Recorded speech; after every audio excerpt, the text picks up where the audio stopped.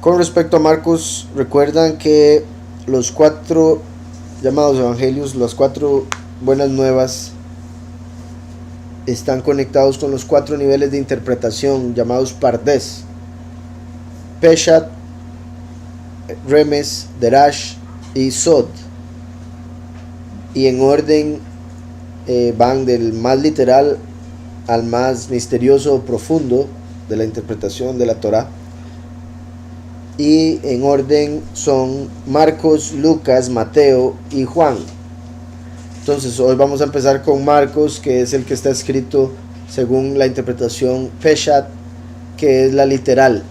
O sea, es el libro de las buenas nuevas, es el más literal, el más directo, el más al grano.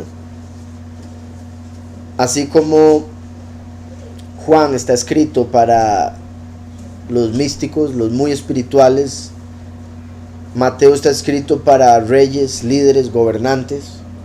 Lucas está escrito para todo ser humano. Y Marcos está escrito para esclavos. Por ejemplo, en Marcos vemos que nada más se dice qué es lo que hay que hacer y punto. Como a un esclavo se le dice qué hacer y ya, no se le explica por qué, para qué necesito, por favor, se le dice y punto. Entonces, por eso Marcos es el que va al grano, qué es lo que hay que hacer, no explica por qué o cómo, lo cual sí se explica en Mateo, en Lucas y Mateo. Y también el por qué y el cómo. Entonces, Marcos también, ¿se acuerdan que el trono de Yahweh está rodeado por 4 criaturas, con 4 formas diferentes? En orden, van con cada una de las buenas nuevas, y son con el becerro, el hombre, el león y el águila. Son las 4 criaturas vivientes que están alrededor del trono. El becerro representa al siervo o esclavo, por eso va con el libro de Marcos. El hombre va con Lucas, que es el que está escrito para todo ser humano, para que todo ser humano se identifique con Mashiach, de cualquier nación del mundo. El león va con el libro de Mateo, porque está escrito para los reyes, ¿verdad? Como Mateo, el león, rey de la selva. Y el águila porque está conectado con el cielo, como los malachim, que son representados por aves, y en este caso el águila como rey de las aves. Entonces Marcos está conectado con la interpretación literal. A pesar de eso, se pueden encontrar a través de la Ruach HaKodesh cosas más profundas que lo literal, por si algo, pero simplemente es como en general el libro es literal al punto. Escrito para siervos o esclavos, entonces es lo más simple posible. Está representado por el becerro entre las 4 criaturas. El becerro está conectado con Efraín, de Efraín viene el último, entonces ahí se pueden ver conexiones.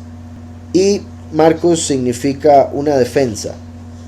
Entonces podría ver como que en el libro se da una defensa a el testimonio de lo que vino a ser el Mesías. Y también se puede decir que él escribe de la defensa que nos dio Yahweh a nosotros, que dio Yahushua al Mesías. La fe en él es nuestro escudo, según Efesios, en la armadura espiritual. Y también 4 niveles de creación. Este sería emanación, Atzilut. En realidad por lo que representa, yo creo que esos 4 niveles serían un poco al revés en este caso, porque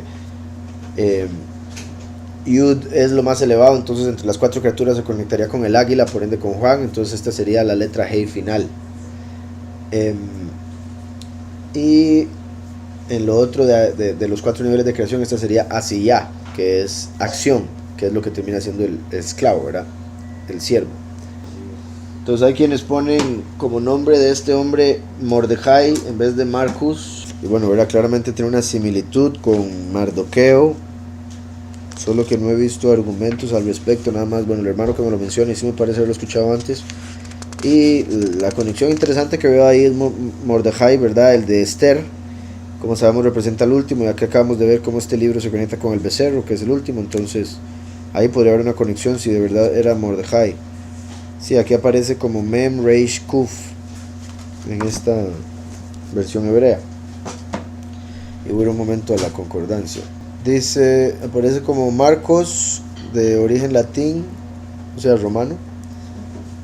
Y si lo ponen una defensa y no ponen ninguna relación con ninguna otra cosa como Mordejai o Macabá, como lo hacen en esas dos. Sí, y por si algo, en Hechos 12:12 dice, habla de Marcos, también Hechos 15. Y tenía también el nombre de Yohanan o Yahohanan. Dice el verso 1 del capítulo 1 de Marcos: principio de las buenas nuevas de Yahushua HaMashiach, hijo de Yahweh, como está escrito en el profeta Yeshayahu: yo envío mi mensajero delante de tu faz, el cual preparará tu camino delante de ti. Voz del que clama en el desierto, preparad el camino del soberano, enderezad sus sendas. Vean cómo da inicio directo al punto. Como les decía, está escrito para esclavos, para siervos. Recuerden que por ejemplo, de los cuatro, como Yahohanan, Juan, fue el que escribió el Apocalipsis, que es todo lo que habla del fin de los tiempos. Juan es el único de los cuatro donde no se habla del fin de los tiempos. En sí, el libro de Juan entero se puede ver como el cumplimiento del último en el fin de los tiempos. Por eso no habla literalmente, sino espiritualmente, proféticamente. Porque, repito, literalmente después Juan él mismo escribiría todo el Apocalipsis. Entonces a él no se le dio a escribir del fin de los tiempos. Por eso los discípulos le preguntan a Yahushua del fin de los tiempos en Mateo 24, en Lucas 17 y en Marcos 13, que lo veremos eventualmente. En Lucas y Mateo, como vino como hombre y como rey, esas son las únicas dos genealogías, las únicas dos buenas nuevas donde se da la genealogía de Yahushua. Como Juan representa el Malach, Yahushua vino del cielo, no se menciona genealogía. Como un esclavo, no importaba la genealogía, simplemente se compraba el esclavo porque iba a servir. Es más, si se encontraba una buena genealogía, no podía ser esclavo, se daban cuenta que no podía ser esclavo, tenían que dejarlo libre. Entonces, como es de un esclavo, no se menciona genealogía. Como Yahohanan, Juan tiene que ver con Malach, no se menciona genealogía. Y como Lucas y Mateo habla de hombre y de rey, sí se menciona la genealogía. ¿Estamos? En Juan, Yahushua es mencionado como la palabra. En el principio era la palabra, y la palabra estaba con Elohim, y la palabra era Elohim. Entonces, Yahohanan, Juan, empieza a escribir como si fuera el Génesis mismo, mostrando cómo Yahushua estuvo antes de toda la creación, y en sí toda la creación fue creada a través de él. Marcos empieza directamente con su servicio, lo que vino a ser el Mesías y el que tenía que venir a servir antes que él, en este caso Juan el Bautista. ¿Está claro? En Juan 1 se menciona lo que acabo de decir, el principio. En el principio era la palabra, y la palabra estaba con Elohim. Pero más adelante en ese mismo capítulo, ya que es un capítulo bastante extenso, dice: este es el testimonio de Yahohanan. Cuando los Yahudim enviaron a Jerusalén sacerdotes y levitas a preguntarle: ¿quién eres tú? Él confesó y no negó, confesó: yo no soy Hamashiach. Después, acerca de si era Eliyahu o si era el profeta. Más adelante dice en el verso 22: entonces le dijeron: ¿quién eres? Tenemos que dar respuesta a los que nos enviaron. ¿Qué dices de ti mismo? Dijo: yo soy la voz de uno que clama en el desierto, enderezad el camino del soberano, como dijo el profeta Yeshayahu. Aquí en Marcos él está empezando diciendo: yo envío mi mensajero delante de tu faz, el cual preparará tu camino delante de ti. Voz del que clama en el desierto, preparad el camino del soberano, enderezad sus sendas. Entonces, lo que dijo Juan el Bautista ser en las buenas nuevas de Juan es lo que Marcos está diciendo que él es, o sea, lo está confirmando. Aquí Marcos está confirmando que Juan el Bautista es el mensajero que se profetizó en Yeshayahu. Pero no solo confirma que es el mensajero de Yeshayahu, confirma que es el mensajero de Malaquías. Cosa que una de dos: o Eliyahu no sabía, Juan el Bautista no sabía que él era también el cumplimiento de Malaquías 3, o entendió muy claramente la pregunta de los fariseos cuando le dijeron: ¿quién eres tú?, pensando en el Elías del fin de los tiempos, y él les dijo: no soy, como lo vemos en Juan 1. Porque en Malaquías 3 y Malaquías 4 se menciona la venida de Elías. pero uno con Yahushua el primero y uno con el testigo como Moshe. Entonces ahí Juan el Bautista estaría diciendo, yo no soy el del testigo como Moshe, sino el de Malaquías 3. En Isaías 43 dice: voz que clama en el desierto, preparad un camino a Yahweh, nivelad una calzada en la estepa a nuestro poderoso. Ese verso profético se cumplió con Juan el Bautista. Juan el Bautista lo usa para referirse a sí mismo como el cumplimiento de eso cuando los fariseos le preguntan, y lo usa también Marcos en este primer capítulo. Pero Marcos usa algo más, que es Malaquías 3.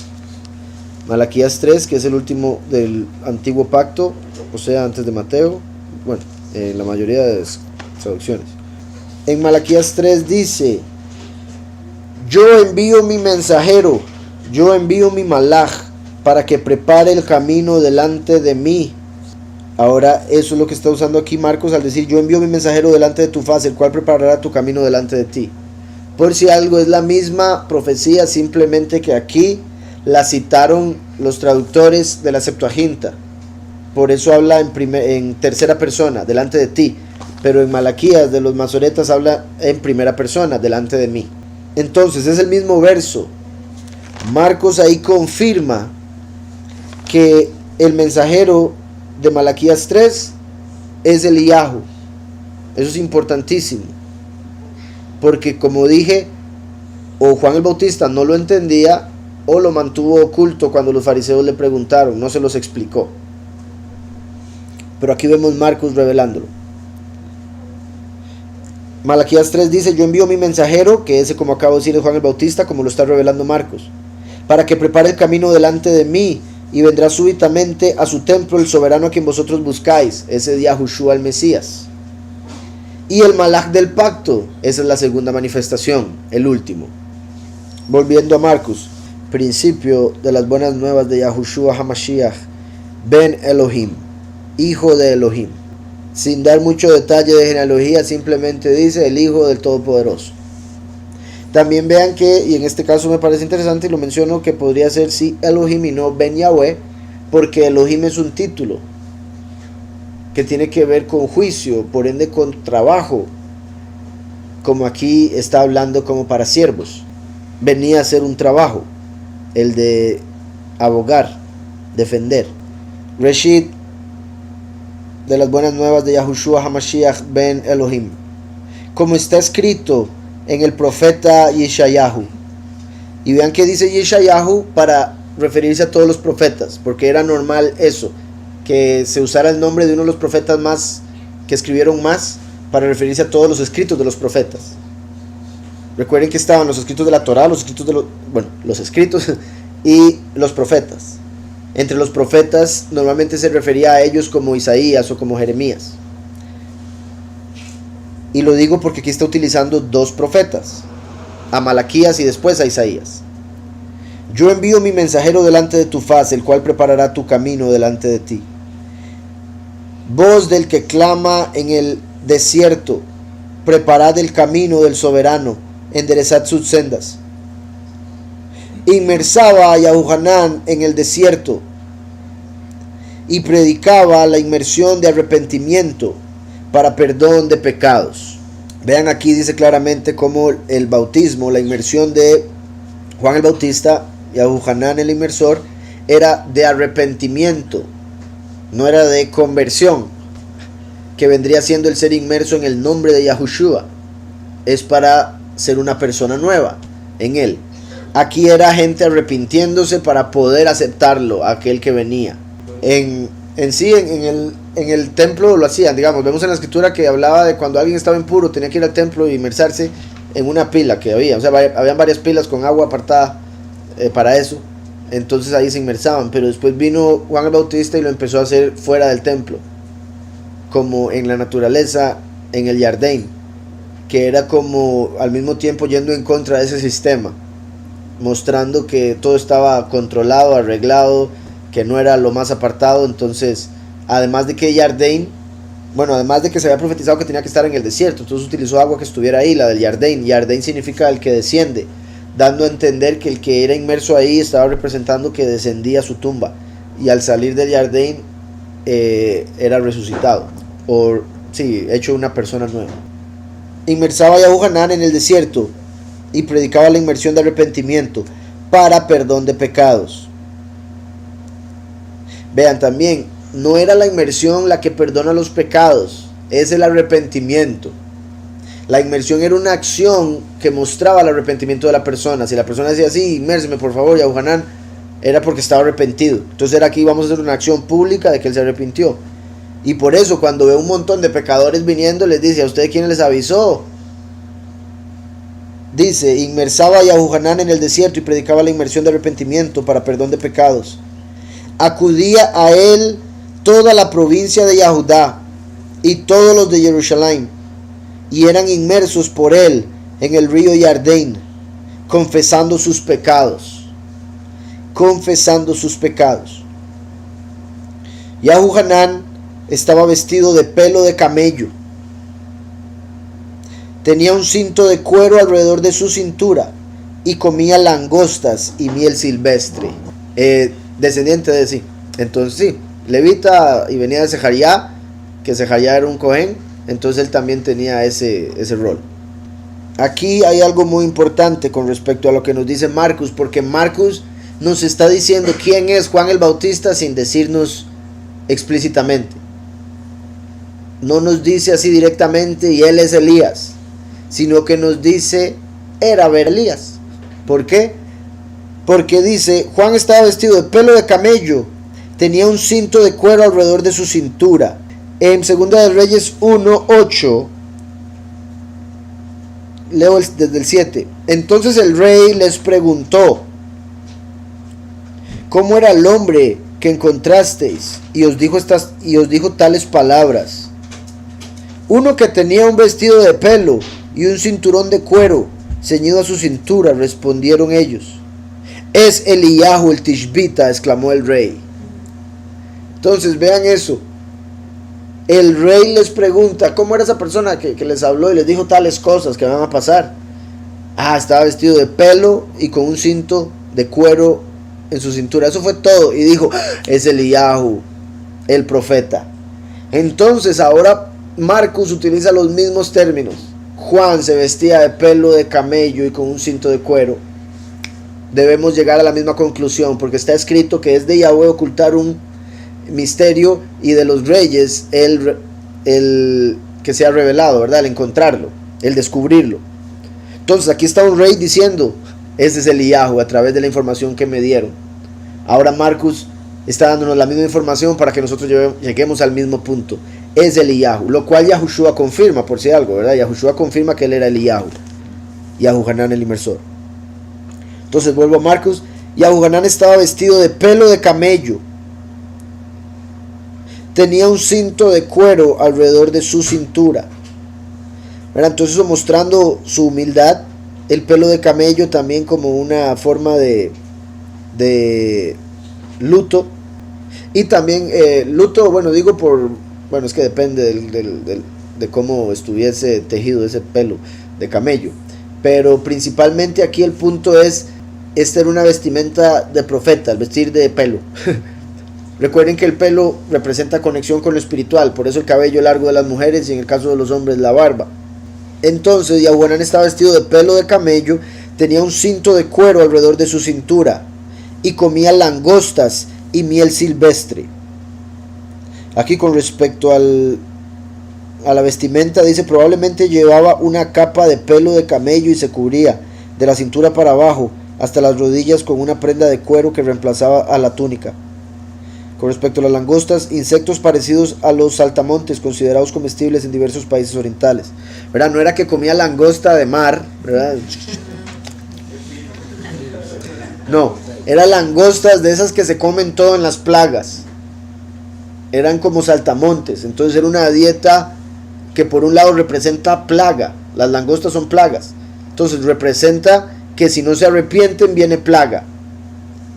Y por otro lado, su humildad, vuelve a lo mismo, de que no se daba placeres, no comía deleites, porque estaba viviendo en un tiempo donde esperaba juicio.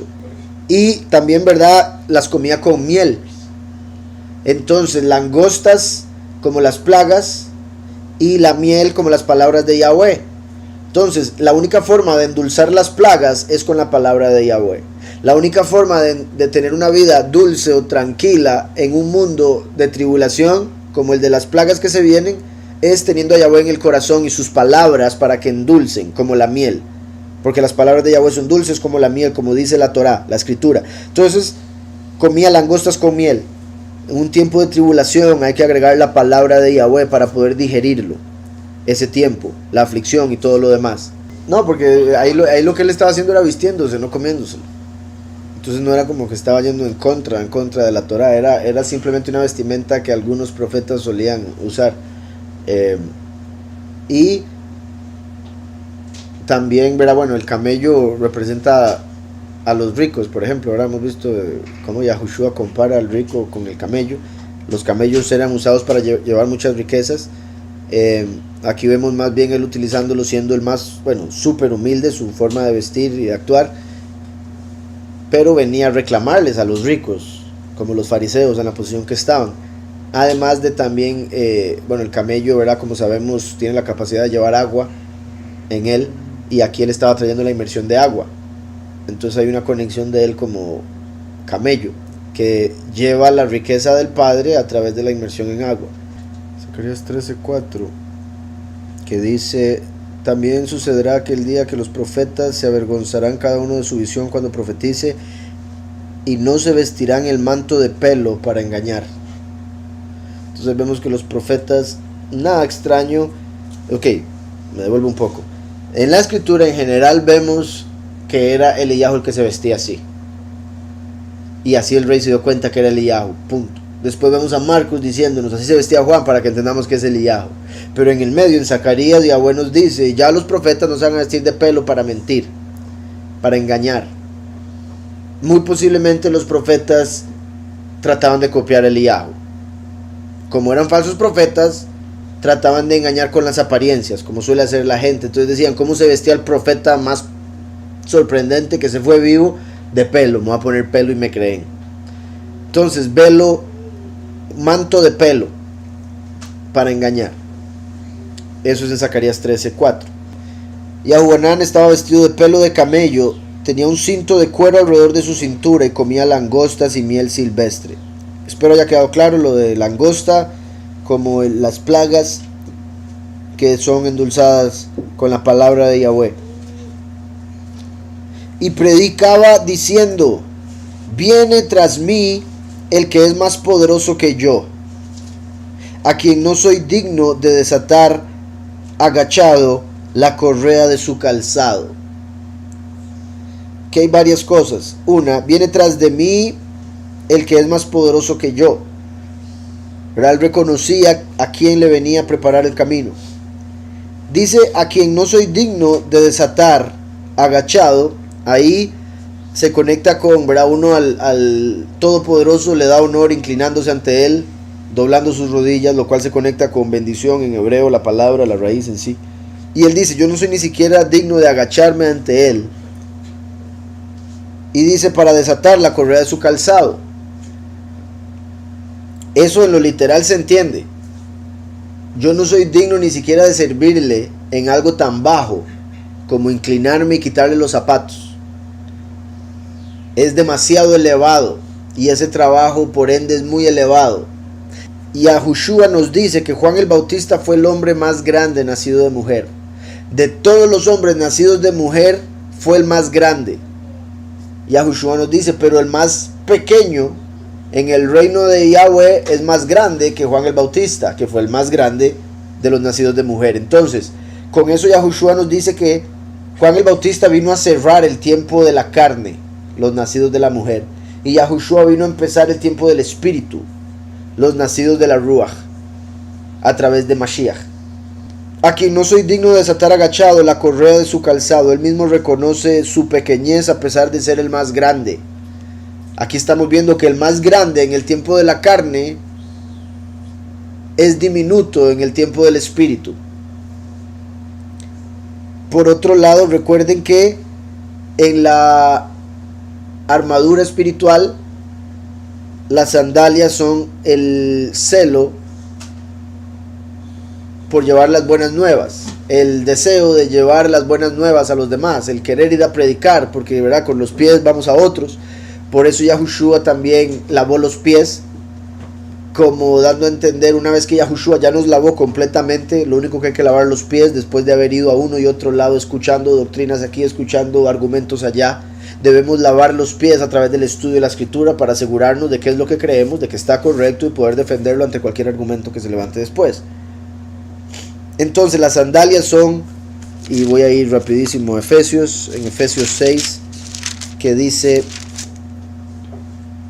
y calzados los pies, en el verso 15, con el celo por anunciar las buenas nuevas de Shalom. Entonces los pies, las sandalias, son el celo por llevar las buenas nuevas de Shalom, de paz. Y aquí dice: yo no soy digno de desatar agachado la correa de su calzado. Aquí Eliyahu, Juan el Bautista, básicamente está diciendo de una manera espiritual: Yahweh no me vio digno de venir con él para revelar o desatar, interpretar las buenas nuevas. Por eso me envió antes, para prepararle el camino. Porque los apóstoles desataron las sandalias. Las sandalias son las buenas nuevas, y el desatarlas vendría siendo como explicarlas. ¿Verdad? Cuando uno no entiende algo, está todo amarrado.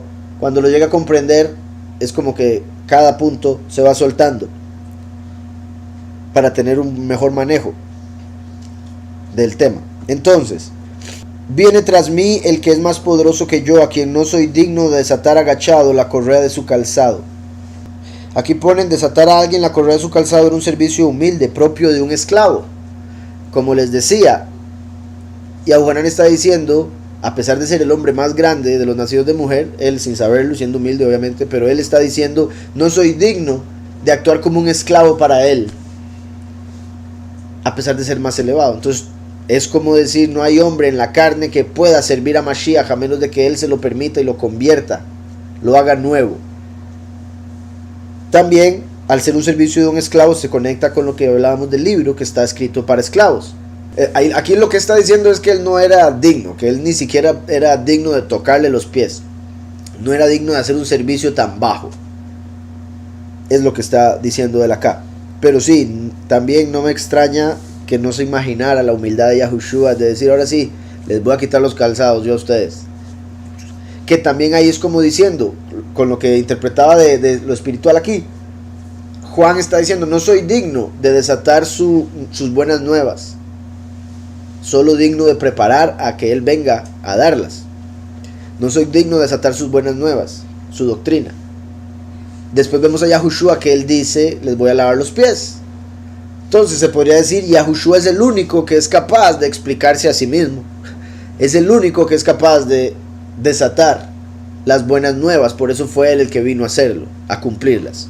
Dice: yo a la verdad os he inmersado con agua, pero él os inmersará con la Ruach HaKodesh.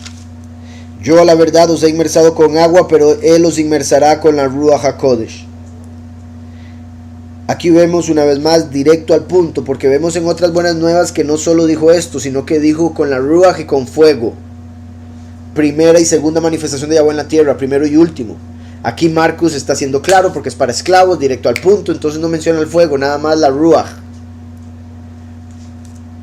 También obviamente en contraste con el agua, como cuando la Ruach se movía sobre las aguas en Génesis.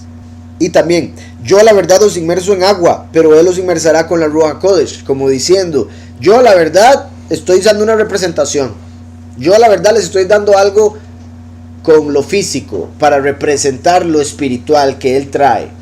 Así como yo los meto en agua, él los va a meter en el espíritu. Así como yo los rodeo de agua, él los va a rodear de su Ruach. Por eso Juan lo explica en 14:26 que la Ruach HaKodesh desciende en el nombre del Hijo. Por eso somos inmersos en su nombre. A través de su nombre viene el Espíritu que nos rodea. Yo a la verdad os inmerso con agua, pero él os inmersará con la Ruach HaKodesh. Aconteció en aquellos días que Yahushua vino de Nazaret, de Galil. Una vez más, vean cómo va Marcos directo al punto. Ya dio la introducción de Yahuanán. Hasta ahí llegó.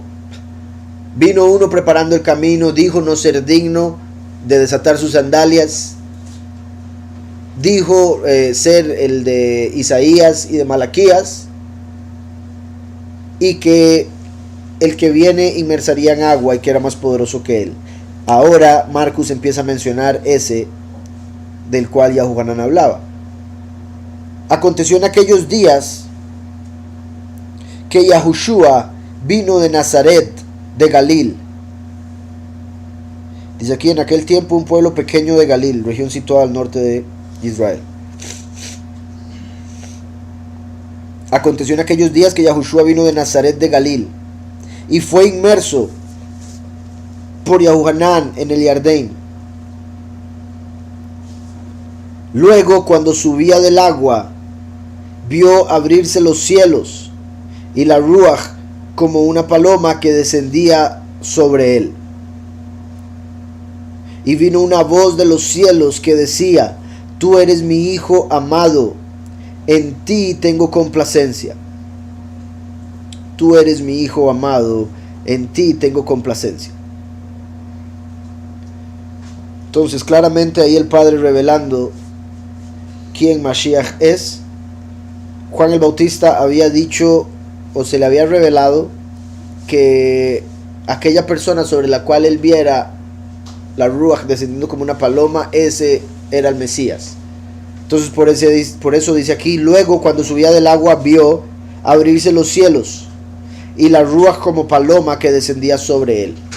Paloma en hebreo es Yoná, que es el mismo nombre del profeta Yoná, que mencionan como Jonás.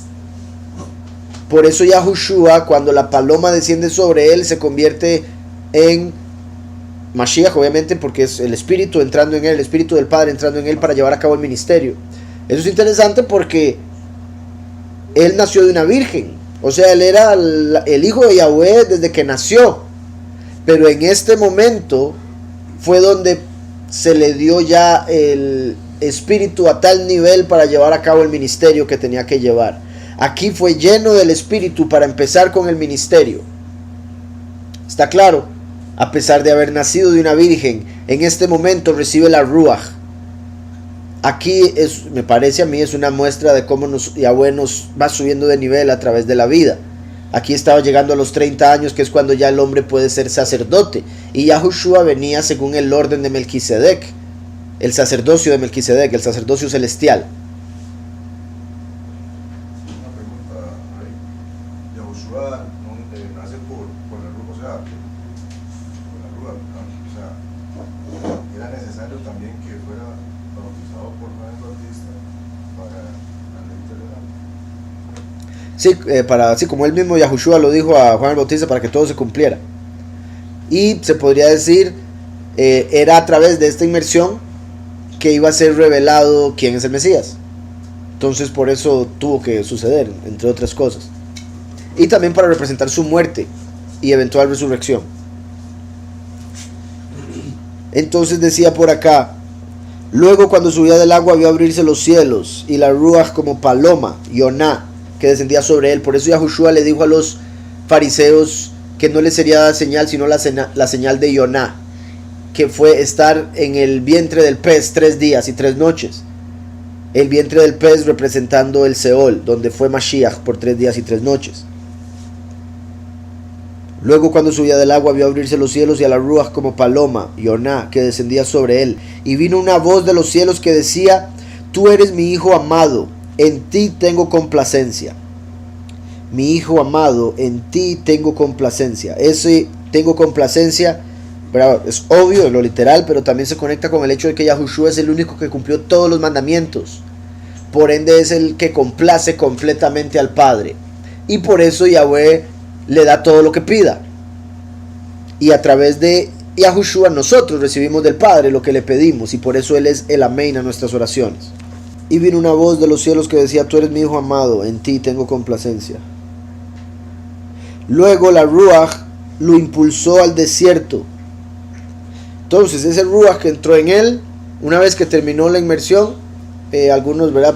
Bueno, se puede, porque no lo dice exactamente, pero se puede pensar que fue inmediatamente ese mismo día, fue inmerso y se fue para el desierto, el espíritu lo llevó o si por ejemplo hay la inmersión, como algunos creen, sucedió un 9 de Av, algunos creen que Yahushua fue inmerso un 9 de Av, entonces habría terminado ese mes de Av y se habría ido al inicio de Elul, el primero de Elul, al desierto, porque estaría los 40 días desde el inicio de Elul hasta Yom Kippur en el desierto y empezaría su ministerio ahí al volver de Yom Kippur, lo cual indicaría que Yahushua empezó cuando el último termina y el último empieza cuando Yahushua terminó su ministerio, me refiero.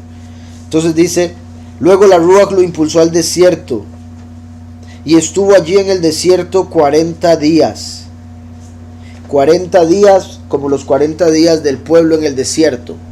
Yahushua venía a salvar al pueblo. Entonces Yahweh lo lleva 40 días al desierto. También esos 40 días representan 40 jubileos. 40 por 50, 2000. O sea, 2000 años, 40 jubileos. Desde que Yahushua vino hasta el fin de los tiempos. 40 jubileos, en los cuales habría apostasía, o sea, un desierto espiritual. Entonces, después de Yahushua venir, viene un desierto espiritual para la iglesia los últimos 2000 años.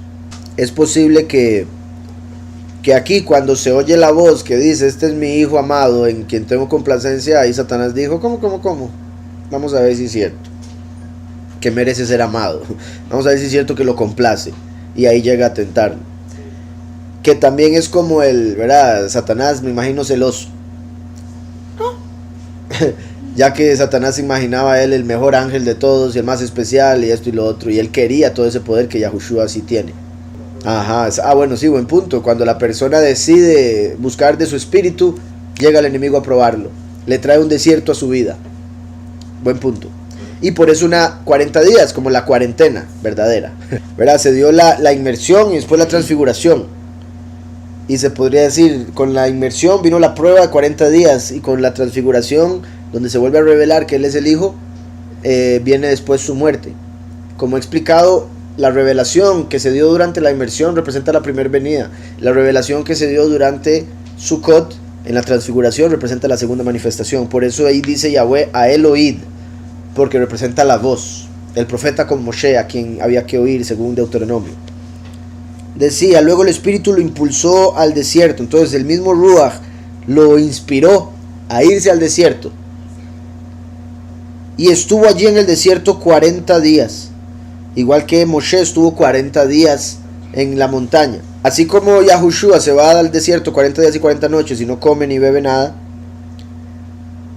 Moshe subió a la montaña 40 días y 40 noches sin comer ni beber para recibir las tablas. Y Eliyahu fue al desierto igualmente 40 días y 40 noches y no comió nada, hasta que Yahweh le mandó comida con unos cuervos. Entonces vemos una conexión entre Moshe, Eliyahu y Yahushua. Los tres estuvieron 40 días en el desierto sin comer y sin beber. Se podría decir que los tres fueron tentados y Yahushua es el único que pasó completamente la prueba, el que entendió lo que estaba pasando enfrente de él. Claramente las dos primeras tenían que suceder así, era parte de la historia y del momento en el que se dio. Pero la prueba la pasa Mashiach principalmente porque el velo que tenía Moshe, por ejemplo, que se puso después de subir ahí esos 40 días y 40 noches, se conecta con que la humanidad tenía un velo que era el de la carne, como para poder reconocer al Padre. Se quedaban atascados con el malaj que enviaba, por ejemplo, pensando que ese malaj era el Todopoderoso, y por eso dice que Moshe hablaba con Elohim cara a cara. Él ve a ese malaj y se inclina ante él y lo ve como el Todopoderoso. En el Reyes, cuando Eliyahu va 40 días y 40 noches, vemos algo poderosísimo, que es que hay un viento poderoso, un fuego poderoso, un terremoto, pero Yahweh no estaba ni en el fuego, ni en el viento, ni en el terremoto. Después hay una voz apacible y ese era Yahweh. Entonces eso revela una separación entre el ángel que hace el show para mostrar que Yahweh es poderoso y Yahweh el misericordioso, quien trae la revelación a través de su palabra. aquí vemos que va al mismo desierto Yahushua, pero el que se le aparece es clara y obviamente Satanás. No hay otra. ¿Por qué? Porque Yahushua era la misma manifestación de Yahweh en la carne. Nadie lo podía engañar. Entonces, aquí se ve al Malach como si fuera el mismo Yahweh. Con el Eliyahu se da la separación. Una cosa era el Malach, otra cosa era Yahweh. Y con Yahushua, como el mensajero de Yahweh directo, ve a ese Malach como el mismo Satán. Entonces dice, luego la Ruach lo impulsó al desierto y estuvo allí en el desierto 40 días.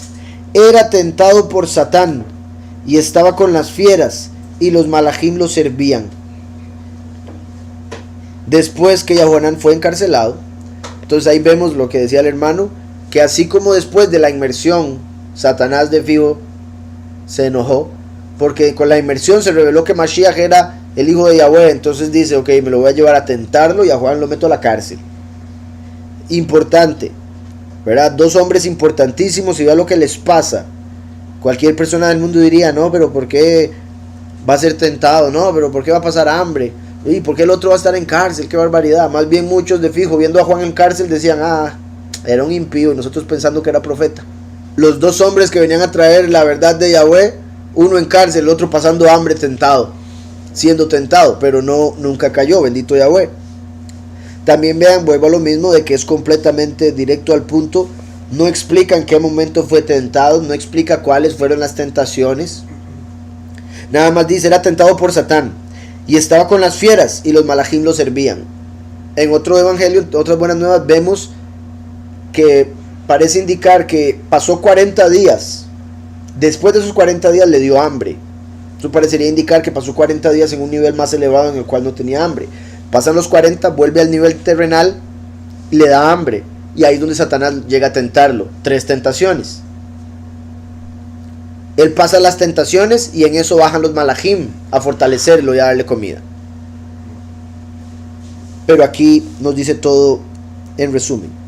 Era tentado por Hasatán y estaba con las fieras y los malachim lo servían. Después que Yahoanán fue encarcelado, Yahushua fue a Galil, predicando las buenas nuevas del reino de Yahweh. Decía, el tiempo se ha cumplido y el reino de Yahweh se ha acercado. Arrepentíos y creed en las buenas nuevas. Verso muy importante porque también se aplica muchísimo para nuestro tiempo. El tiempo se ha cumplido. Más en nuestro tiempo, ¿verdad? Porque aquí está hablando, el tiempo se ha cumplido de que viniera el Mesías para traer el perdón de pecados. Ahora en nuestro tiempo esto se conecta con que el tiempo se ha cumplido, punto. El tiempo en general. El tiempo se ha cumplido, el reino de Yahweh se ha acercado. Arrepentíos y creed en las buenas nuevas. Andando junto al mar de Galil, vio a Shimón y a su hermano Andrés, que echaban la red en el mar, porque eran pescadores. Yahushua les dijo, venid en pos de mí, y haré que seáis pescadores de hombres. Y dejando al instante sus redes, lo siguieron. Una vez más, aquí estamos viendo a Marcos yendo directo al punto. En otras buenas nuevas vemos más detalles. Yahushua predicando a la par de ellos, como para que ellos lo escucharan y dijeran, uy, sí. El hecho de que les dice, tiren la red, ellos dicen, no hemos agarrado nada, tírenla, la tiran, agarran más que nunca. Entonces dicen, este tiene que ser. Por eso cuando les dice, síganme, lo siguen. No es como que simplemente él andaba por ahí y dijo, síganme, y dejaron todo tirado. Pero como esto está escrito como para siervos, como para esclavos, lo dice así de simple. Síganme, lo siguen, deben hacer caso, porque son siervos de Yahweh estos hombres. Andando junto al mar de Galil, vio a Shimón y a su hermano Andrés, que echaban la red en el mar, porque eran pescadores. Yahushua les dijo, venid en pos de mí, y haré que seáis pescadores de hombres. Y dejando al instante sus redes, los siguieron.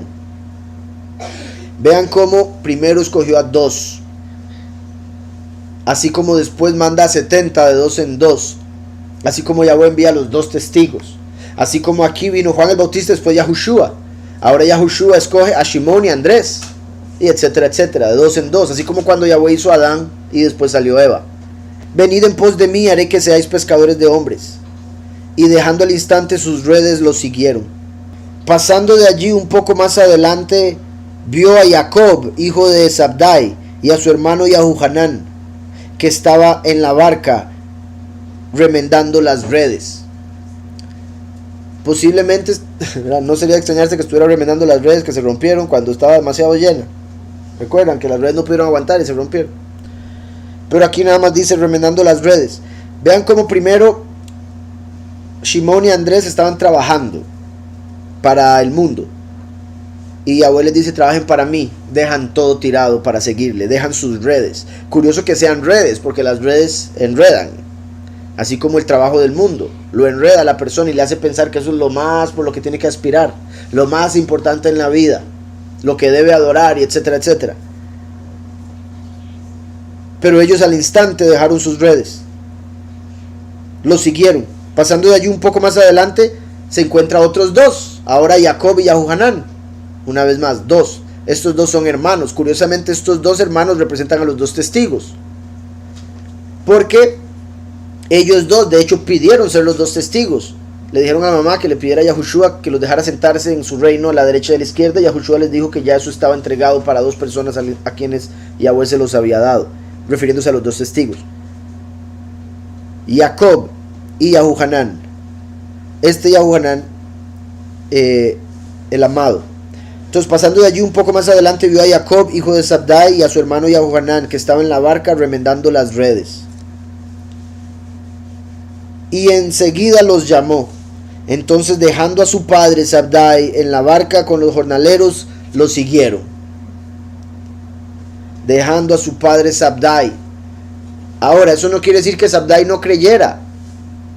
Simplemente fue a sus dos hijos a los que llamó para un ministerio que tenía preparado para ellos. Sabdai sin duda era un hombre justo, puesto que tuvo estos dos hijos y los educó como debía ser. Y claramente ahí los deja ir sin problema. Entonces, dejando a su padre, muy importante, porque ¿qué dice la escritura? El hombre dejará padre y madre y se unirá a su mujer y serán una carne. Aquí en este caso están dejando a padre para unirse a su marido, a Mashiach, y ser una carne con él. Seguir su cabeza, seguir su líder. Y también, como dijo Yahushua, el que no deje padre y madre por mí no es digno de mí. Aquí ellos dejaron a padre para hacerse dignos de Mashiach. Y porque Yahushua los conocía, les dijo que lo siguieran. Y ellos lo hicieron. No quiere decir deshonra al padre. Más bien es honra a su padre. Porque a través de ellos ser benditos por Yahushua, ahora lo pueden bendecir a él. Y enseguida los llamó. Entonces, dejando a su padre Sabdai en la barca con sus jornaleros, lo siguieron. Entraron en Cafarnaúm. Y el Shabbat entró Yahushua en la sinagoga y comenzó a enseñar. Y se admiraban de su doctrina, porque les enseñaba como quien tiene autoridad y no como los escribas. Entonces, se extrañaban porque enseñaba como que entendía. Enseñaba como que sabía de lo que hablaba, mientras que los otros con un puro miedo, como suelen suceder en las iglesias cristianas, muchos pastores cristianos. En el cristianismo se da algo muy común, que es que los pastores gritan para tratar de mostrar que tienen autoridad. Como no tienen verdadera autoridad y no saben de lo que están hablando, lo tratan de disfrazar con gritos, palabras muy infladas y cosas así. Entonces, esto es interesante porque lo mismo que se daba en ese tiempo se da hoy en día. Entró a Cafarnaúm en el Shabbat, entró Yahushua en la sinagoga y comenzó a enseñar, y se admiraban de su doctrina porque les enseñaba como quien tiene autoridad y no como los escribas. Dice aquí, los escribas basaban su enseñanza sobre todo en la autoridad de las escrituras y la de los otros maestros, pero Yahushua enseñaba con autoridad propia. Entonces, ¿verdad? Los escribas decían, ok, la escritura dice esto, pero el sabio tal dijo tal cosa, el otro sabio dio tal opinión, y tenemos esta otra opinión. Sigamos. Entonces, de fijo, todo el mundo quedaba como, ¿y cuál es? Tantas opiniones, ¿cuál es la correcta? ¿Es alguna de ellas correcta? Etcétera, etcétera. Pero había en la sinagoga de ellos un hombre con espíritu impuro. Interesante, porque hay mucha gente que esperaría que a una congregación no pueda entrar alguien con espíritu impuro. También se podría hablar, depende de la congregación, depende del espíritu que haya ahí, depende del día, depende de un montón de cosas, por si algo, que Yahweh lo pueda permitir, como en este caso. Pero mi punto es, ahí había un hombre en la sinagoga haciéndose el que quería creer en el Todopoderoso y estaba endemoniado. Igual que en un montón de sinagogas, iglesias cristianas y demás. Entonces, pero había en la sinagoga de ellos un hombre con espíritu impuro, que gritó: ah, ¿qué tienes con nosotros, Yahushua Nazareno? ¿Has venido a destruirnos? Sé quién eres, el apartado de Elohim. Entonces ahí el mismo demonio, en este caso espíritu impuro, espíritu maligno, lo está revelando como el hijo de Yahweh. La gente debió haber oído eso y empezar a seguirlo, pero no, más bien se pusieron celosos. También al ser un espíritu impuro vendría siendo uno de los espíritus que salieron de los gigantes. Y a los gigantes y a los ángeles caídos, padres de los gigantes, se les informó del juicio que vendría para ellos al final de los tiempos. Cuando los espíritus veían que Yahushua llegó 2000 años antes, se sorprendían y preguntaban: ¿nos vienes a destruir? Ah, ¿qué tienes con nosotros, Yahushua Hanatzri? ¿Has venido a destruirnos? Sé quién eres, el apartado de Elohim. Entonces vean, los espíritus malignos saben quién es, los demonios saben quién es, son los humanos los que lo rechazan, los que no saben, porque están en carne y no han recibido el espíritu de Yahweh.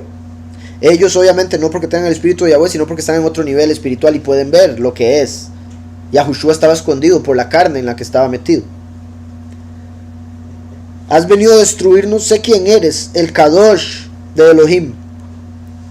Entonces Yahushua lo reprendió, diciendo: cállate y sal de él.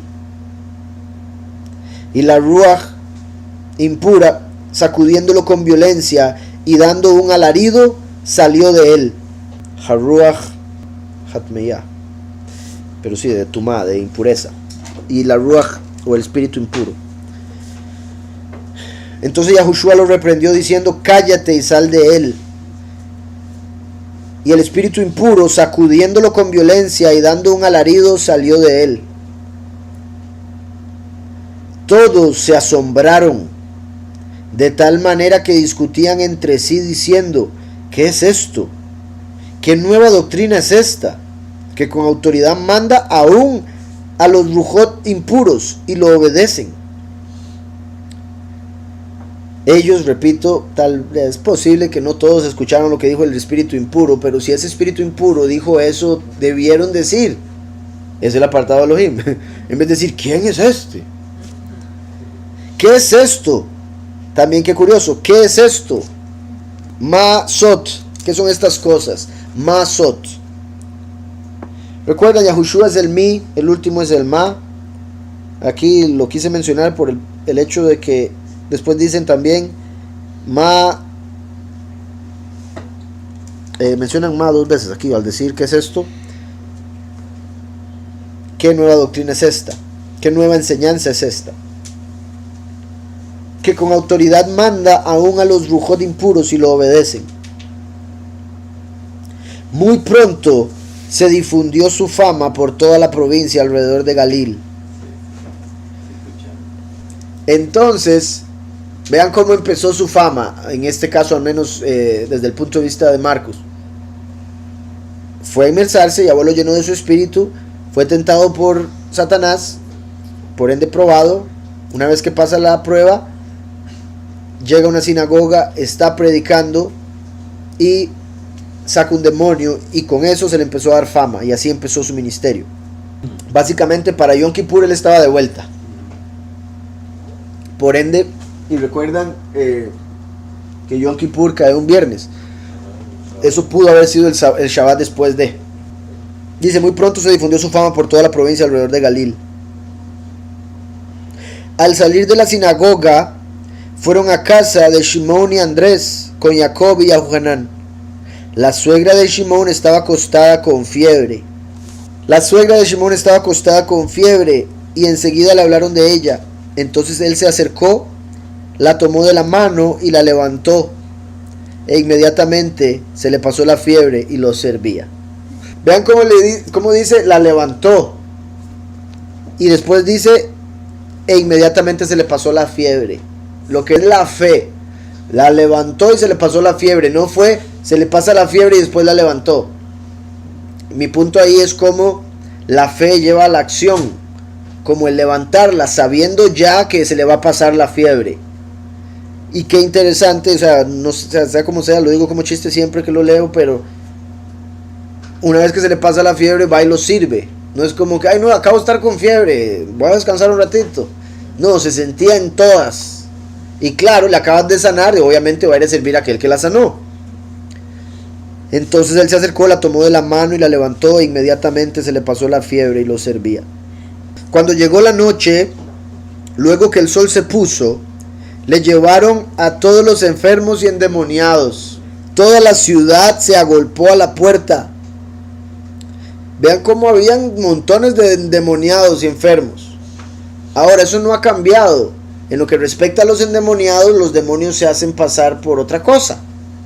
O sea, los demonios se esconden, no hacen el show para que no lo saquen o para que la gente no crea en lo espiritual, porque eso es parte del plan. Los ángeles caídos que antes se hacían pasar por dioses, ahora se hacen pasar por extraterrestres. Entonces un demonio poseyendo una persona no va de acuerdo a que hay extraterrestres.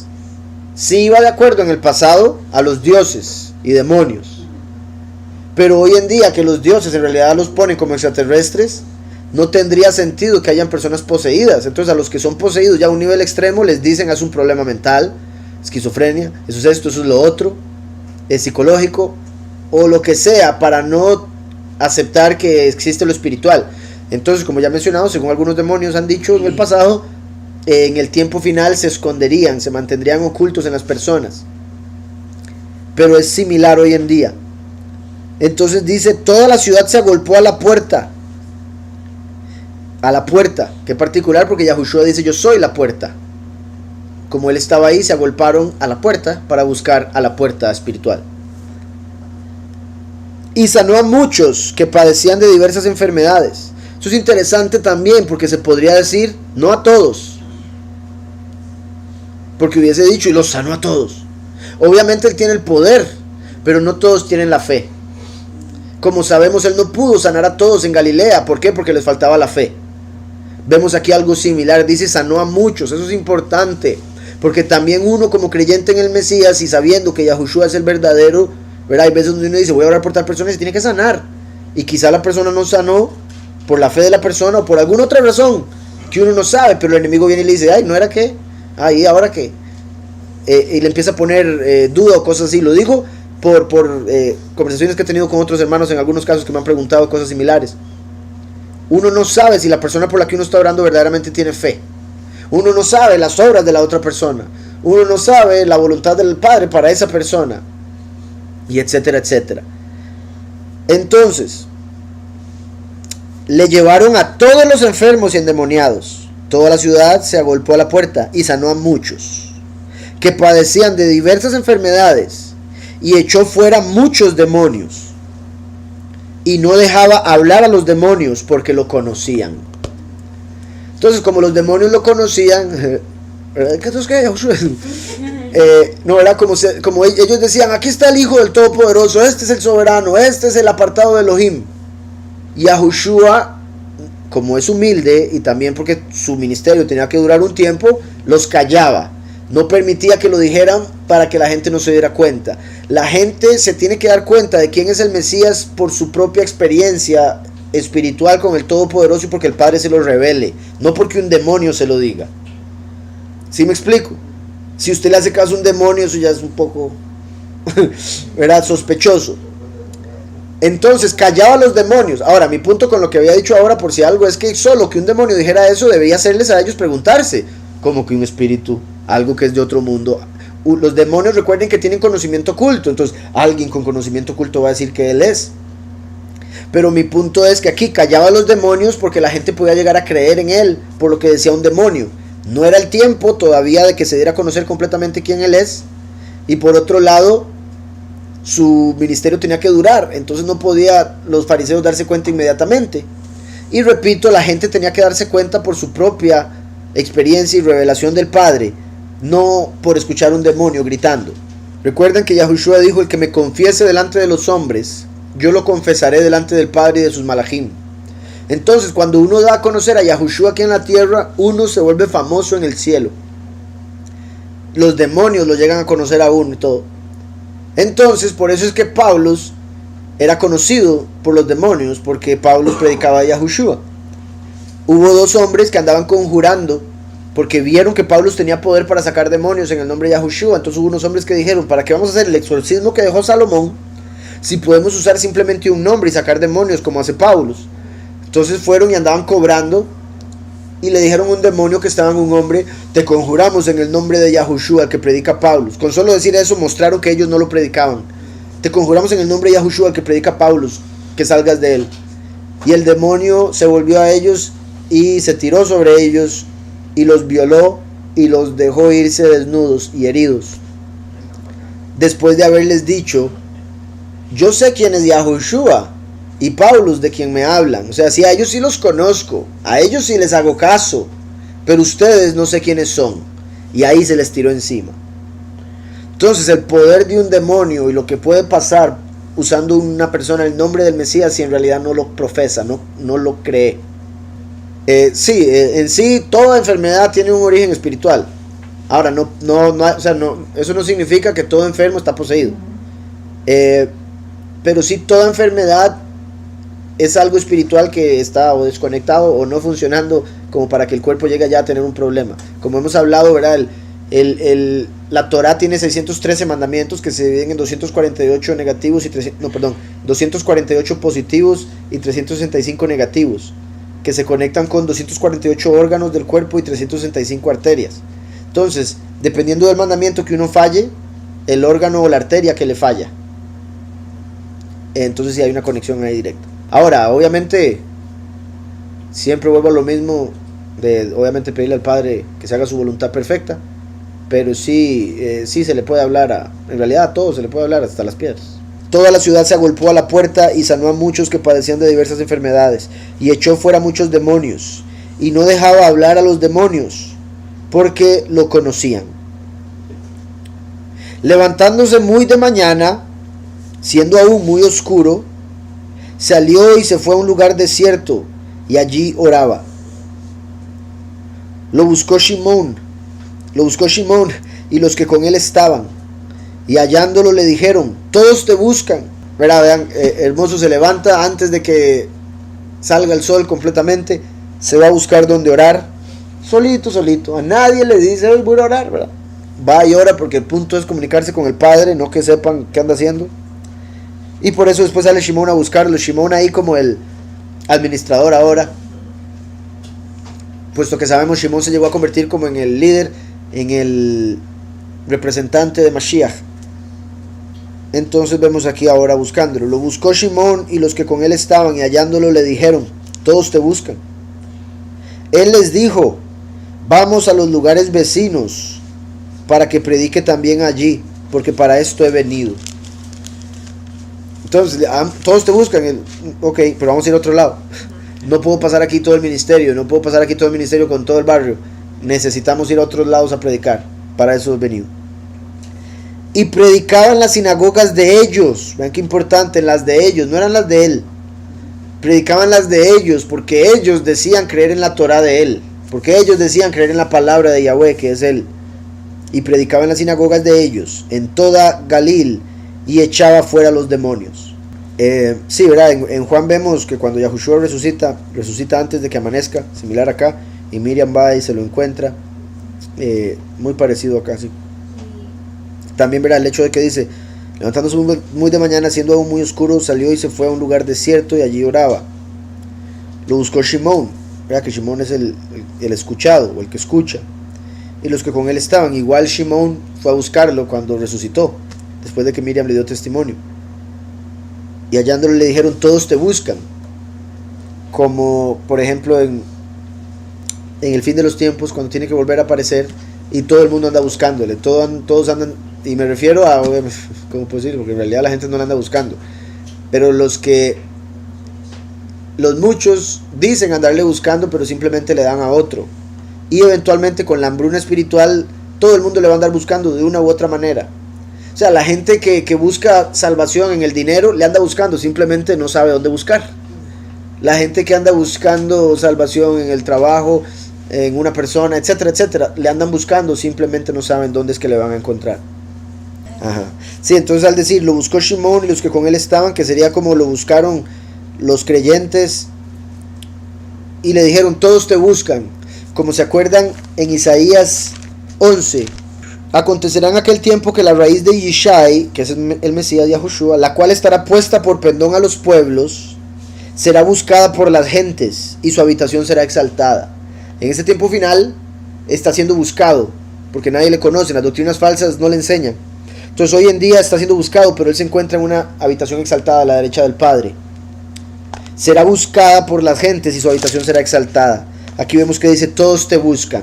Este todos te buscan se conecta con el de Malaquías 3, que dice, yo envío a mi mensajero, ese Juan el Bautista, para que prepare el camino delante de mí, y vendrá súbitamente a su templo el soberano, a quien vosotros buscáis. A quien vosotros buscáis. Ahora dice aquí, todos te buscan. Y repito, esos ambos se conectan con lo que acabo de leer de Isaías, que la raíz sería buscada por todos, pero estaría en un lugar exaltado a la derecha del Padre como un pendón. Todos te buscan, por ende, repito, se conecta con el fin de los tiempos. Él les dijo, vamos a los lugares vecinos, o sea, la segunda venida no es en Israel, es en las naciones, en los lugares vecinos, para que predique también allí, porque para esto he venido.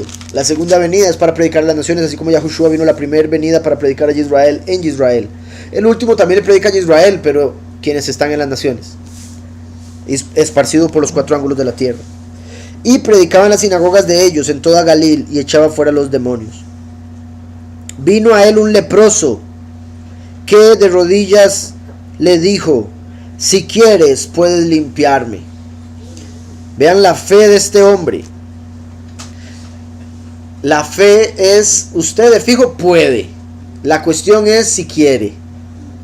Y eso es lo que debemos, así debemos orarle al Padre. Yo sé que usted puede, pero no sé si usted quiera. No sé si esté de acuerdo a su voluntad, porque sé que su voluntad es perfecta. No me quiero meter con su voluntad. Si puede, por favor hágalo, porque de que usted puede, usted puede. Recuerden que la lepra hacía que los hombres tuvieran que andar gritando impuro, impuro, y la gente se alejaba de ellos. Tenían que ir a vivir lejos de donde vivía todo el mundo. No podían acercársele a nadie. Su piel estaba carcomida. Eso, la piel, el cuerpo representa la ropa, la ropa del alma. El cuerpo cubre el alma. Nosotros a través de Mashiach nos cubrimos del Cordero para poder entrar a la vida eterna, porque Él tiene el cuerpo para la vida eterna. Entonces al creer en Mashiach nos cubrimos del Cordero. Pero cuando una persona cree en uno falso, está cubierto de mentira. O cuando cree en sus propias obras, está cubierto de lepra.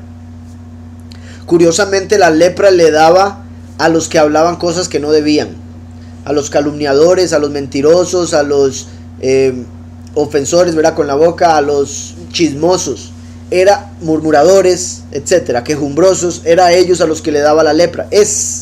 Solo que la lepra se divide en varios tipos de males de la carne, males de la piel.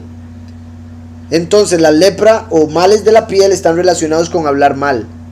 Entonces un leproso representa a aquel que no confiesa el nombre del Hijo, el nombre del Padre, etcétera. Por eso es que curiosamente Moshe, la segunda señal que dio para mostrar que venía del Padre fue que metió su mano y le salió leprosa, porque representaba que el último, la segunda venida, vendría primero como hijo pródigo, cubierto de mentira por andar siguiendo al que no era. Pero después ya lo convierte y por eso mete la mano Moshe y le sale nueva, como de nalga de bebé. Entonces, vino a él un leproso, dependiendo de, bueno, como lo queramos ver, esto puede ser el último, Yahushua, y el leproso Eliyahu, o Yahushua y el leproso el último. Como acabo de decir, Moshe fue leproso un momento para representar la segunda manifestación. Por ende, este leproso se puede ver como el testigo como Moshe buscando a Yahushua y diciéndole, por favor, límpieme de la impureza de la apostasía. Vino a él un leproso que de rodillas le dijo, si quieres puedes limpiarme. Yahushua, teniendo misericordia de él, extendió la mano, lo tocó y le dijo, quiero, sé limpio. Vean qué hermoso. Le pudo haber dicho nada más, sí, sea sano. Pero le dijo, quiero, como para que nosotros sepamos que Yahweh quiere lo bueno para nosotros, quiere salud, quiere alivio, quiere vida, no quiere que suframos. Quiero, sé limpio. También vean eso, lo tocó. Es un sacerdote, no o sea, una persona apartada pura no podía ni acercarse a un leproso, menos tocarlo. Y a Yahushua, el Cohen Gadol, lo toca. Y en vez de él volverse impuro, que era como todo el mundo lo veía, más bien el impuro se vuelve puro. Sé limpio. Teniendo misericordia de él, extendió la mano, lo tocó y le dijo: quiero, sé limpio. Tan pronto terminó de hablar, la lepra desapareció del hombre y quedó limpio. Entonces lo despidió enseguida y le ordenó estrictamente, vean esto: mira, no digas a nadie nada. Una vez más, ¿verdad? Diciéndole: quédese calladito, no vaya a hablar de mí, no vaya a darme fama, haga lo que tiene que hacer sirviendo a Yahweh. Dice: mira, no digas a nadie nada, sino ve, muéstrate al Cohen y ofrece por tu purificación lo que Moshe mandó para testimonio a ellos. Decía: quiero, sé limpio. Tan pronto terminó de hablar, la lepra desapareció del hombre y quedó limpio. Entonces lo despidió enseguida y ordenó estrictamente: mira, no digas a nadie nada, sino ve, muéstrate al Cohen y ofrece por tu purificación lo que Moshe mandó. Lo que Moshe mandó.